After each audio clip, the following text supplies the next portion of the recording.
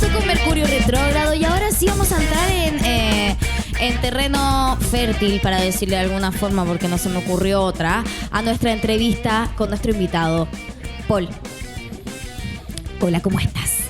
Hola José, ¿cómo estás tú? Yo muy bien. Hola Su. Paul, un privilegio tenerte acá para que conversemos sobre lo que ha sido tu experiencia. Tú eres un ex seminarista. Sí. ¿Eres teólogo? Sí, sí.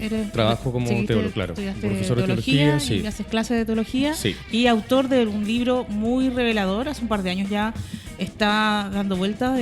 Lo pueden encontrar por Alejandro Sandrock, pero se llama El Huerto de los Corderos el texto. Y relata, una de las cosas que quería saber, ¿este texto es más bien ficción o es autobiográfico? Tiene elementos claramente autobiográficos, parte de la experiencia que yo viví cuando fui seminarista en la ciudad de La Serena, en tiempos de la administración de Monseñor Cox. En los tiempos de Monseñor Cox. En los tiempos de Monseñor Cox, O claro. sea, ¿qué más contingente de que lo que nos está pasando ahora como sociedad, que el presidente está refiriéndose a que le cuesta creer lo que está investigando ahora el Vaticano? Claro, claro. Yo creo que, con respecto a lo que dijo el presidente, y creo que ha habido como un sentir ciudadano muy claro al respecto, la opinión personal que él pueda tener sobre el caso de su tío, uno puede comprender que eso afecta a un familiar, claramente. Si me pongo también en esa posición, sabría lo que significa que uno se entere de que a un familiar ha cometido abuso o es sospechoso o hay una investigación, etcétera. Bueno, pero él es presidente. Exacto, pero el tema es que él en ese momento, cuando es consultado, está siendo consultado como presidente de la República. Claro. Entonces, nosotros como Red de Sobrevivientes, que es una agrupación que en este minuto se ha organizado desde ya hace un par de años ya, hemos ¿Así lo llaman, sobrevivientes? Sí, Red de Sobrevivientes de Abuso Sexual Eclesial en Chile. Porque han existido otras instituciones organizadas antes de víctimas de abusos en la iglesia. Claro, tenemos en el caso la Fundación para la Confianza, que también es una organización que se organiza, se articula en torno en el caso Caradima, ¿no es cierto? Nosotros nos hemos ido articulando en relación a los casos que han ido apareciendo a nivel nacional. Hemos ido como albergando una serie de situaciones, casos, crímenes, para decirlo de forma más clara. Sí, claro. ¿No? Una serie de crímenes que se han perpetrado por personeros de la iglesia a lo largo de Chile. Entonces, en mi caso, que yo soy de Arica, la historia que también narro en la novela El Huerto de los Corderos parte en el colegio, cuando fui víctima de abuso del profesor, que en ese minuto era seminarista, pero al tiempo después fue ordenado diácono. Al momento de ser ordenado, yo en el fondo me confieso y cuento en la confesión lo que me había sucedido con él. Y de ahí comienza una serie de eventos que los narro un poco dentro de la novela, y que me llevan a vivir o a darme cuenta que en la vida de la iglesia, sobre todo y en particular en los seminarios, que es donde empieza la formación para después ser cura y después ser obispo y después llegar tal vez a altos cargos, una carrera ya comienza desde ahí una por decirlo así, una sexualidad que a la vez que se reprime, también se escapa de manera quizá poco controlada o poco sana, diría yo. Pero tú dices que en el formato de represión que te proponen, ¿sí? Ellos mismos tratan de que esas fugas de sexualidad que pasan a ser muchas veces estos abusos, ellos las justifican a través de esta misma represión. No, yo digo que en el fondo la represión es como de alguna manera el maquillaje que cubre una serie de vivencias que ocurren a trastiendas. En el fondo, la sexualidad del clero o de miembros del clero es ejercida y es vivida de acuerdo a sus orientaciones. Es como lo que pasó. Pero como está en la trastienda, exactamente, pueden ocurrir cosas súper descontroladas. Entonces, como un niño, porque tú ¿cuánto tenías cuando tuviste esta situación de acoso? En mi caso ocurrió a los 15 años. Y tú te confiesas y ahí cuentas esto a un sacerdote. Sí. ¿Y qué es lo que ocurre? ¿Hay algún tipo de apoyo para ti? Directamente no. Lo que se procuró, yo no lo vi así en ese momento, claro, lo veo con los años, a propósito de por qué uno demora tanto en hablarlo, ¿no? Porque también el proceso demora mucho. Yo me di cuenta que en el fondo hubo una preocupación más bien por cuidar la institución, o sea, primero el colegio, que esto no se supiera. De hecho, creo que hasta quizás ni siquiera los directivos se enteraron. Y de cuidar la diócesis, de cuidar en este caso la iglesia, la imagen del obispo, la imagen de los curas, etc. el descuido estuvo, para mí, y que fue gravísimo, es que esta situación que se manejó expulsando al diácono, lo echaron de la diócesis, lo grave es que no hubo ningún tipo de denuncia, seguimiento, algún tipo de responsabilidad frente a este tipo que quedó suelto. Claro, lo mandaron como a Copiapó y ya está. O sea, se Claro. fue. No, ni siquiera se supo, se fue. Se borró. Y claro, y cuando yo, imagínense, años después, esto ocurre en el 90, yo escribo esta novela, la publico y me doy cuenta que ¿qué pasó con este tipo? Nunca me había hecho esa pregunta, que es algo tan, como podríamos decir, obvio. ¿Qué pasó después? ¿A cuántos podría haberle hecho lo Exacto. Yo, de hecho, la última vez que lo vi, que fue para mí una situación muy macabra, yo estudiaba teología en el campo oriente de la Católica en ese tiempo, el 97, ocurrió esto.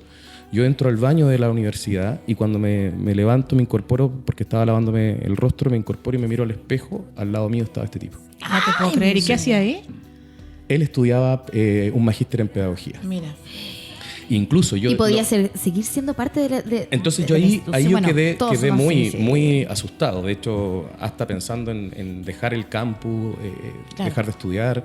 Cuando supe que se cambiaba pedagogía al campus San Joaquín, me quedé ahí, no me fui. Y pude terminar la teología. Pero fue tan impactante. Y de ahí, de ese hecho, lo volví a recordar cuando termino la novela y digo, ¿dónde está ahora? ¿En qué parte está? Porque algo debe estar haciendo. Y averiguo y logro dar con que estaba trabajando en un colegio en Rancagua como profesor. Al final, hago la denuncia primero en la comisión que armó el Papa Francisco acá en Chile, y luego esa denuncia la hago en Fiscalía. O sea, ocupé los dos conductos, dije yo, esto lo tengo que decir. Y gracias a esa denuncia, Fiscalía, en ese momento Emiliano Arias, hace todas las pesquisas y se logra, digamos, demostrar que además este tipo seguía perpetrando crímenes. Ay, no. Y con un material de alta pornografía infantil, te puedo y en creer. este momento está en prisión preventiva. Ah, ok. Mira. Pero fíjate lo que pasa, que desde el año 90 que ocurre esto, hasta el 2017, 2018 prácticamente, 18 años. este tipo, o sea, más todavía, son como casi 30 años. 28 años. Claro, son casi 30 años que Sí, este tipo tengo estuvo... unas matemáticas pésimas. Yo Ha también. estado nací en otro abusando Sí. de muchas víctimas Exacto. que a lo mejor nunca van a Yo decir. después de o la van a decir. novela- Pero él ya se no hace- era parte necesito aclaración. una aclaración. Él ya no era parte de la institución. Claro. Él era profesor el nomás. 90, cuando lo echan de Arica, el 91, cuando el obispo en ese entonces, Ramón Sala, lo echa de la diócesis, claro, quedó absolutamente fuera de la iglesia en términos institucionales. Ah, pero nadie Pero- lo juzgó. Pero no hubo ningún tipo de seguimiento, de algún tipo de denuncia, algún tipo de intervención por parte, en este caso, de la iglesia. Y para porque la prevenir. iglesia, la iglesia tiene, además tú una vez me planteaste de que ellos no tienen, ellos no firmaron nunca. Claro. Lo que pasa es que hoy día una de las cosas que nosotros como red emplaza al Estado es que el Estado de Chile haga o cree una comisión de verdad, justicia y reparación. Ya. Porque bajo la siguiente lógica, que el Estado Vaticano a través de sus personeros han cometido crímenes en el Estado de Chile, el Estado de Chile tiene acuerdos firmados con respecto a los derechos del niño, ¿no? Y si esos acuerdos se irrespetan, tiene que haber entonces, como lógica, ¿no? algún tipo de demanda o algún tipo de intervención que el Estado haga para que esos derechos se cumplan. Lo curioso, dentro de todo, es que el propio Vaticano no ha firmado, por ejemplo, los acuerdos correspondientes a los derechos del niño, ¿no? Hay ahí un vacío Cacha. que nos genera ruido porque... Y deja impune claro, a la gente que los puede echar, pero como o sea, no hay acuerdos que está no están comprometido. circunscritos. Yo no soy 100%, digamos, Mateo en respecto a eso. Es un dato que lo podría después corroborar con mayor precisión, pero Sí. por lo que nosotros hemos compartido y conversado dentro de la red, y lo que también algunos abogados nos han mostrado, algunas personas que se dedican como a mirar esto, es curioso que la iglesia en ese sentido no se haga responsable al 100%. Entonces, ¿cómo se le puede exigir a una institución que no adhiere a acuerdos mundiales con respecto a la defensa de los derechos del niño? Sí, pero igual volvemos a la pregunta de que nosotros somos un Estado laico donde las personas que están dentro de Chile tienen que cumplir las normas y las leyes chilenas. Exacto. Y no podemos entender que los curas se rijan sobre las leyes, con las leyes de otro Estado. Pero Claro. es que El Vaticano es un Estado. Exacto, ese es el tema. Ese es el tema. Por eso ellos están como que están tan jabonados y también. Por eso ellos ¿cachai? también tienen su código de derecho canónico que permite hacer juicios con respecto a este tipo de cosas. ¿Y cuáles son los juicios? Se les suspende del ministerio, se les saca de la estructura piramidal y siguen en el fondo después... o sea, viven una vida de oración y penitencia, que son los casos que hemos visto, por ejemplo, cuando se condena a Caradima o se condena a Cox, etcétera.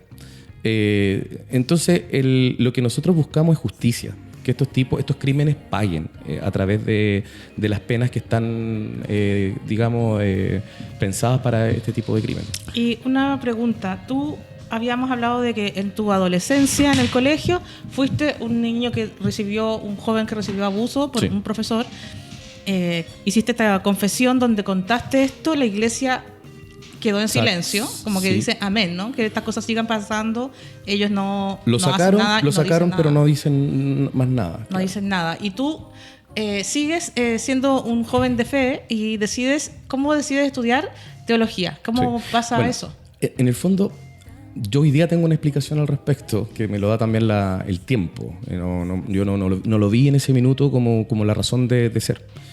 Y que tiene que ver con que la iglesia, de alguna manera, paradojalmente, si bien por un lado su discurso condena la homosexualidad, paralelo es como un lugar, entre comillas, un refugio engañoso pero también seguro para quienes no quieren o les cuesta, por presión, atreverse a vivir de cara a su sexualidad en el mundo patriarcal. Esa es mi idea.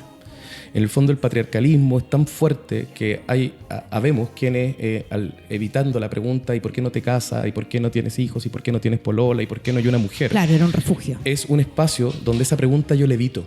¿Ya? Inmediatamente la investidura, el vestirme de cura, el decir que soy hombre célibe, me lo evita. Y incluso como hombre célibe puedo estar rodeado de amigos hombres, puedo ir de vacaciones a alguna parte. Bueno, hoy día no, pero antes quizá no lo preguntaban o no se decían, hoy algo pasará ahí.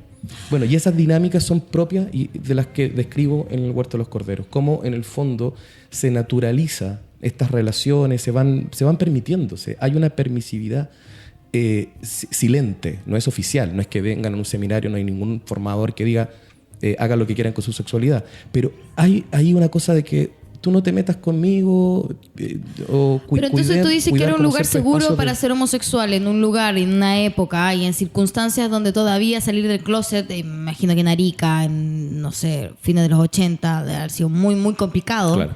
Y el lugar de fe era un espacio también para sentirse que había más como uno y te podías conectar a través de eso. Claro. Yo eso lo puedo entender. El problema de eso es de que después de haber vivido una cosa traumática como la que viviste y no haberte sentido realmente acogido, ¿cómo tu fe sigue? Porque hoy en día, y nosotros lo hemos hablado, nosotros somos amigos a pesar de que no tenemos una fe, pero le damos muchas vueltas a esto, como ¿cómo se vive ahora ser alguien que maneja este nivel de historia, que además sabe la institución en la que te manejas, ¿cachai?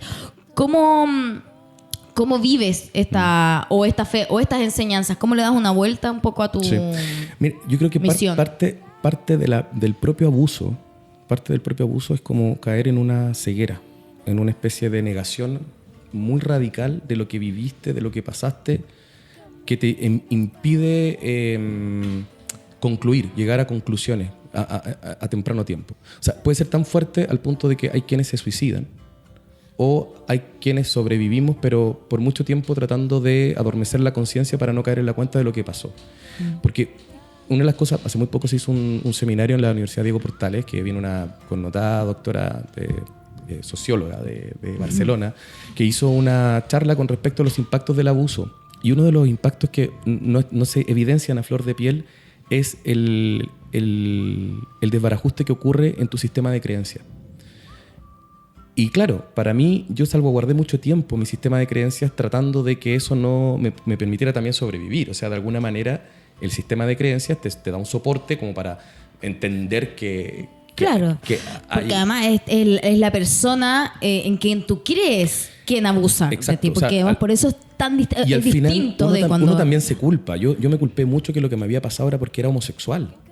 Yo me culpé mucho desde ahí. Yo me responsabilicé de eso. Yo exculpé de alguna manera al abusador y por ende también ese espacio de naturalización que la Iglesia generó para que también ocurriera ese abuso.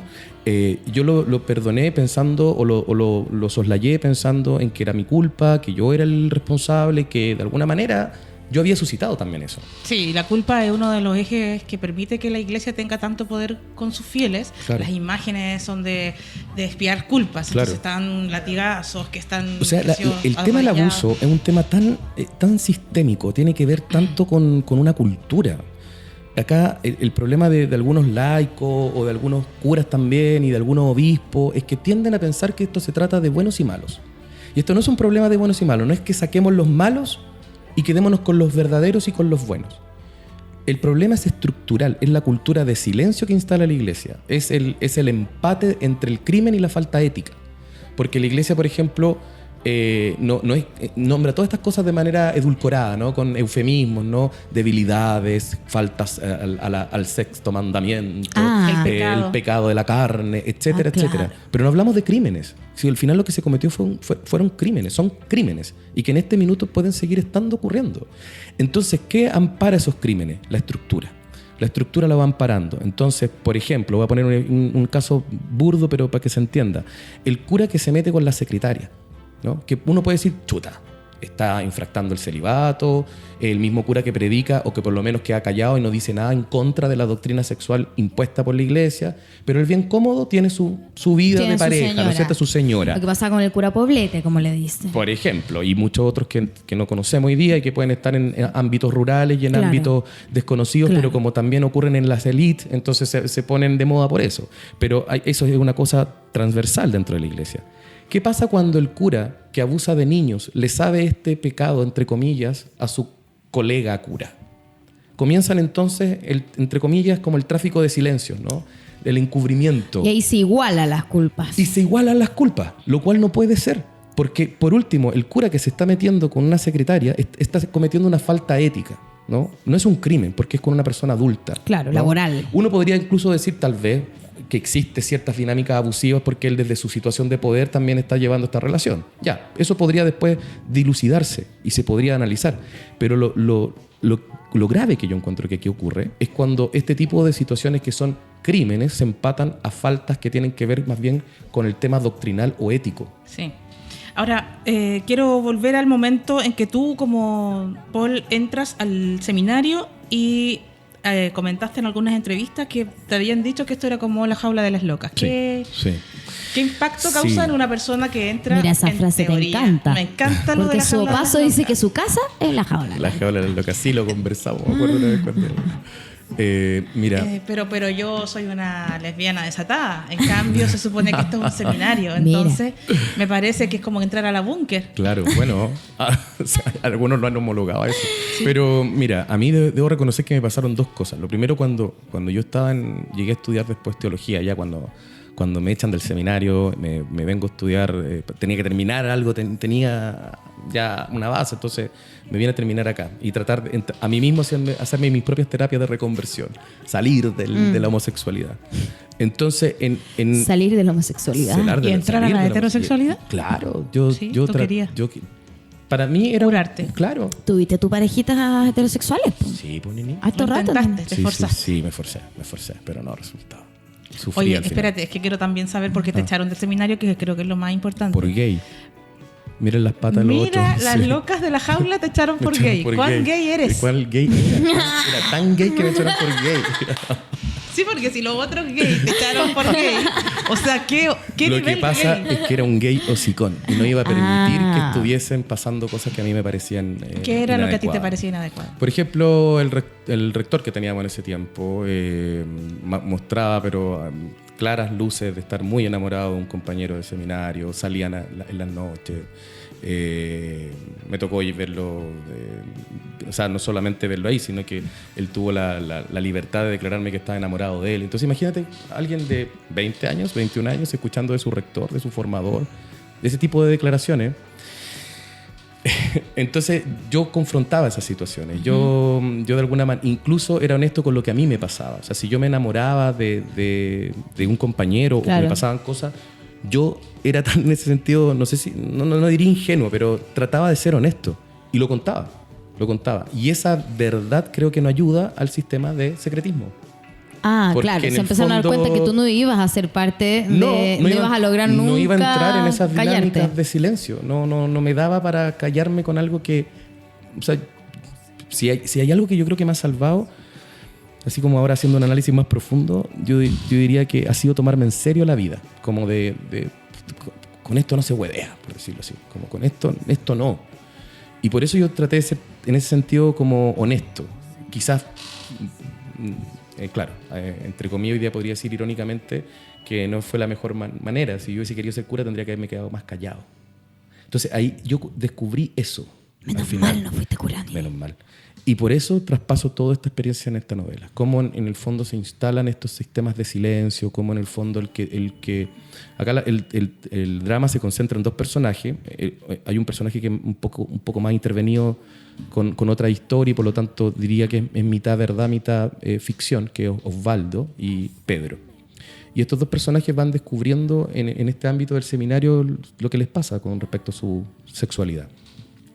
Y hay uno que se atreve a decir, yo esto lo tengo que vivir de alguna manera y bien, de cara a lo que soy, a la honestidad, y el otro que sigue el camino del sacerdocio, ¿no?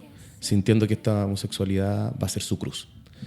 Y eso de alguna manera también releva varias cosas que pasa también a nivel de la iglesia. O sea, yo creo que hay, como en todas partes, hay muchos hombres y mujeres homosexuales, lesbianas, bisexuales dentro de la iglesia que tienen un lugar como religioso, cura, y que deben estar quizás también pasándola muy re mal en este escenario.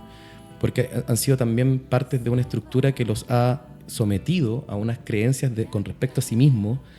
¿Y qué pasa cuando hoy día se desata todo esto? O sea, yo también creo que hay gente honesta que ha vivido esa sexualidad de acuerdo a los patrones injustos y perversos de la iglesia, porque en verdad son perversos, ¿no? Someter a las personas como a ese tipo de creencias con respecto a sí mismo. Yo encuentro que es perverso escuchar que uno es perverso, ¿no? Que Claro. uno es antinatural, que uno está enfermo. Que tú eres el problema. Que yo soy el problema. Y eso, la iglesia, ahí, es todo lo que le ha ocurrido hoy, ha sido una vuelta, como por decirlo así, como un ajuste de cuenta, producto de tanta doctrina perversa que nos ha hecho, sobre todo a las personas que pertenecemos al espectro de la diversidad sexual, vernos tan conflictuados a lo largo de nuestra vida con eso. Y con todo lo que tú viviste en el seminario, que te echaron del seminario, ¿tú actualmente sigues siendo un hombre de fe? ¿Eres católico?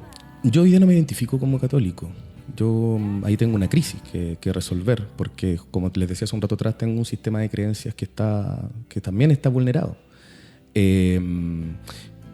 Ahora, yéndome como al aspecto más personal, yo sí me considero una persona profundamente espiritual y también muy apasionado por lo que Jesús de Nazaret como personaje histórico fue, ¿ya? O sea, yo eso lo tengo súper claro. Como, la academia, el estudio me permitió de alguna manera salvar algo de todo esto y hoy día lo concentro en el estudio bíblico o el desarrollo de la Biblia como un libro que surge también en contextos culturales muy particulares. Claro, eres como un historiador. Yo diría que sí, me he ido como más hacia el ámbito de lo histórico y me ha ayudado mucho. ¿Y tú haces clase actualmente en colegios? No, hago clases en la universidad, universidades? hago clases en centros de estudio, centros de formación, hago clases y talleres también de manera individual. Me dedico a eso y con una perspectiva también bien libre y bien crítica, ¿no? He tenido mucha suerte en la cátedra. Porque me imagino que te tienes que hacer cargo de las cosas que salen a la luz. Sí, en cierta forma sí. A lo mejor tú estás enseñando una doctrina y la historia de una iglesia que es un poder. Ahora, y que está viviendo un cataclismo. Ahí yo he logrado hacer mi propio nicho, por decirlo de alguna manera, temático. Entonces yo con dogma no me meto. Yo hace muchos años no reproduzco la doctrina. Claro, no se defiende un dogma. No, yo no hablo de los dogmas. Se habla de los hechos nomás. Yo hablo de situaciones que tienen que ver con la investigación arqueológica, con la investigación histórica. Podríamos decir que eres un Indiana Jones de la iglesia, o sea, de la historia cristiana. Claro, me dijo un amigo, tú eres como Indiana Jones con faldita plisada. Sí. Mira, muchas gracias por estar aquí, por haber venido, contar tu testimonio y también un poco adentrarnos en todo lo que es el entorno eclesiástico desde adentro y de poder entender un poco más lo que está sucediendo, cómo se manejan también el oscurantismo, el secretismo que nos hablabas. Y nosotros tenemos un pequeño cuestionario que armamos para nuestro primer invitado, porque es nuestro segundo, en verdad, entrevistado, pero es el primero que grabamos, de hecho. Entonces, primero, este es el cuestionario Mercurio retrógrado. Ya. Antes de que se termine el programa. Ok. ¿Qué signo eres? Leo. ¿Sabes tu ascendente? No. Cristo. Terminología, sigla económica que sepas. Porque este es un programa que habla de macroeconomía también. Cualquiera, no importa. El PIB. El PIB. ¿Qué significa el PIB? ¿Qué es? Producto Interno Bruto. Aprendimos algo hoy. Maravilloso. El Producto Interno, eso existe en Chile, en todo el mundo también. Ahí ya me pilláis, pero creo que sí. Ok. Cancelado, placer culpable. ¿Qué ser que está cancelado ahora te gustaba? Jesús. Cristo, claro. El Padre Hurtado. Un cancelado. Un cancelado que te Padre gustaba. Hurtado. Teresita lo ande, cancelada. ¿Está cancelada Teresita de los Andes? Yo creo No que teníamos ¿qué hizo? No, crean que no vayan ¿Quién a sacarme por favor esa cuña porque capaz Teresita, no, por favor, no. Lo que pasa es que me quedé con lo que una amiga muy cuica contaba que su abuela había sido compañera de la Teresita de los Andes. Entonces un día le dijo esta amiga, le dice, abuelita, ¿y qué fue haber sido compañera de la Teresita de los Andes? ¡Qué mujer más fome la Juana! Oye, la Juana era lo más fome que hay. Oye, pero es que me ha quedado eso de que era una tipa fome. Pero la cancelaste por fome. Por eso fue santa. Por fome, qué fome. Por eso fue Fome, santa. Por querer fome. Siento entregar que su no tiene vida. mucho mérito, no sé. Bueno, eso me pasa con él. Mensaje Miss Mundo para el mundo. Quiero una sociedad sin abusos. No. ¿No? Pero Sí. que muy mi mundo. Pero bueno, ya. En todo. Muy Sería una Miss La paz Mundo un poco mundial, más punky. Sí, claro. Sí. Sin abusos. Creo que la paz en los choros y en los potos de todos esos niños. Mira. Ahí fuiste mucho más. Es el mensaje Miss Mundo más, Sopas. Sí, excelente. La funa que quieres hacer con las amigas de Mercurio retrógrado. Yo quisiera funar. Yo quiero funar a todos los cómplices de encubrimiento de la iglesia, a todos los Echati, a todos los Errázuri, a todos los Barros, a todos esos obispos que hoy día están ahí, y también quiero funar a todos los curas cómodos y todas las monjas cómodas que no se rebelan y que no salen a las calles a generar una revolución dentro de la iglesia. ¡Eso! Porque hay que cambiar la estructura. Eso sí. Déjense de estar apoyando la estructura. Tanto que rezan por el mundo, bueno, recen realmente por el mundo. Cambien Múvanse. esta cuestión. Las primeras feministas también habían monjas en el primer feminismo liberal que salía en Estados Unidos. ¿Te acordás de que aparecían las fotos con las monjas? Existen las monjas feministas. Y además que de Existe. repente encuentro que la hicieron las Hay cabras. hay Porque mira, varias viven adentro, mujeres. no tienen que estar con hombres. Las mantiene el Estado. hicieron las cabras. Las mantienen los feligreses. Y están ahí leyendo, Hay estudiando. mucha monja también, y La muchos casos hicieron. monjas abusadas, y todavía no, eso tampoco se Sí, destaca del todo. tampoco visualizada. Que se visualizan las monjas. Que Y se visibilicen. Visibilicen las Visibilicen. monjas. Que se lucen. Y por último, ahora ya que estamos derechamente entrando a la carrera de buscar un candidato presidencial para Chile, ¿cuál sería tu candidato ideal sin pensar en los que ya están en Carrera. formaciones y en carrera? No te preocupes. Yo estoy en dinos carrera igual, ¿eh? También, Ya. paso. Puedes meter al candidato que quieras. ¿Y qué ministerio le pedirías para ti? Yo, a ver, ¿qué candidato? Chuta la pregunta. Candidato presidencial. ¿Quién te gustaría? A mí No, me, después de lo de Cristo. a mí me gustaría que fuera candidato presidencial un humorista. Yo creo que un humorista. No tengo claro. Humorista. ¿Que sea Chichirane? Que sea- No, ahí teníamos un problema. No, ahí teníamos un problema. Pero me gustaría un humorista. Sí, comunitario. Un comediante. Ahora no sé quién. Bueno, yo Bombo creo, Fica. ¿sabes qué? Ah, pero Bombo Yo Fica. creo que Sopaso se está Piñera- tirando Piñera ya a es comedia. un poco comediante. No, él es payaso. Es payaso, un clown. No, los clowns somos más de nada. Me corregí inmediatamente. ¿Y Este qué es un ministerio le payaso pediría? pobre. Yo pediría el Ministerio de la Diversidad. Tiene que haber un Ministerio de Diversidad. Mira. Mira, igual es claro, porque es una carpeta que le queda mucho por hacer. Mucho por hacer, muchas políticas que tenemos que ahí crear Material. y materializar. Sí. Oye, Paul, ¿dónde podemos encontrar tu libro? Sí, bueno, yo les quiero dejar este regalito para que lo puedan ustedes también ahí. yo tengo el mío. Vamos Así a nuestros auditores. También podríamos dejo también... para que Y bueno, ¿dónde está la novela? La novela se encuentra en la Feria Chilena del Libro, se encuentra en TXT, en Metales Pesados y en Librería Antártica. Y si quieren irse a la segura, y más barato también, www.buscalibre.com. Busca Libre. Busca Libre, sí. Encuentro que tú tienes que venderlo en directo y por debajo te borras los impuestos. Bueno, sí, ¿no es cierto? Uno debería Mira, hacer eso. su paso para presidente 2020. Ahórrense impuestos. Ya. Ahorres impuestos. Qué privilegio haber podido conocerte y conocer tu experiencia siempre que tengan es una fundación de sobrevivientes. Claro, esto todavía no es una fundación, en verdad estamos recién partiendo. La red va este sábado a celebrar su segundo encuentro nacional acá en Santiago. ¿La gente dónde te puede contactar? ¿Tienen página? Sí, tenemos página web, Red de Sobrevivientes de Abuso Sexual en Chile. Tenemos también en Twitter, tenemos cuenta de Twitter, así que también ahí nos pueden seguir. Buenísimo. Y también en Facebook, ¿no? Así que nos pueden ubicar a través de ahí si quieren participar también de este encuentro, o si necesitan conversar, necesitan ayuda, nosotros también estamos para recibir eso. Muchas gracias. Muchas gracias. Ha sido un placer. Muchas gracias por venir. Muchas gracias. Bueno, y este ha sido un nuevo edición de Mercurio Retrógrado. Épico. Tan presente y movedizo que esta historia nuestra se enterró.